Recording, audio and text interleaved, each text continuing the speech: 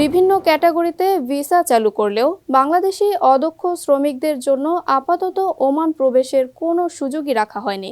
যে 12 ক্যাটাগরির ভিসা চালু করা হয়েছে তার মধ্যে কেবল বিশেষায়িত চিকিৎসা খাতের ডাক্তার, নার্স, ফার্মাসিস্ট ছাড়া প্রযুক্তি ও প্রকৌশল খাত, শিক্ষক এবং হিসাবরক্ষক পেশায় বাংলাদেশিরা নতুন করে ভিসা নিয়ে ওমানে কাজ করার সুযোগ পাবেন। তবে খুব সাধারণ শ্রমিকদের জন্য ওমান থেকে কোনো সুখবর না আসায় তাদের অপেক্ষার পর্ব আরও দীর্ঘতর হচ্ছে। এছাড়া সুনির্দিষ্টভাবে কেবল সেসব বাংলাদেশি ভিজিট ভিসার জন্য আবেদন করতে পারবেন যারা উপসাগরীয় সহযোগিতা সংস্থার অন্তর্ভুক্ত জিসিসির দেশগুলোতে বসবাস করছেন।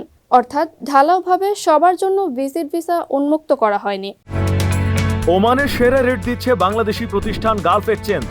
প্রিয়জনকে টাকা পাঠাতে আজই আসুন আমাদের যে কোনো ব্রাঞ্চে অথবা কল করুন স্ক্রিনে দেয়া নাম্বারে।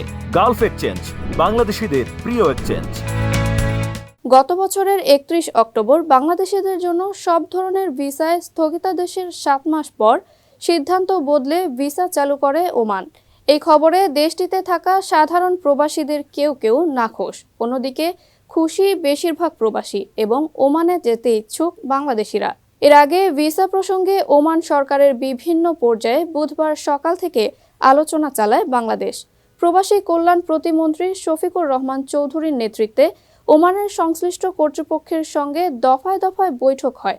পরে আনুষ্ঠানিক বিবৃতির মাধ্যমে ভিসা চালুর ঘোষণা দেয় ওমান সরকার।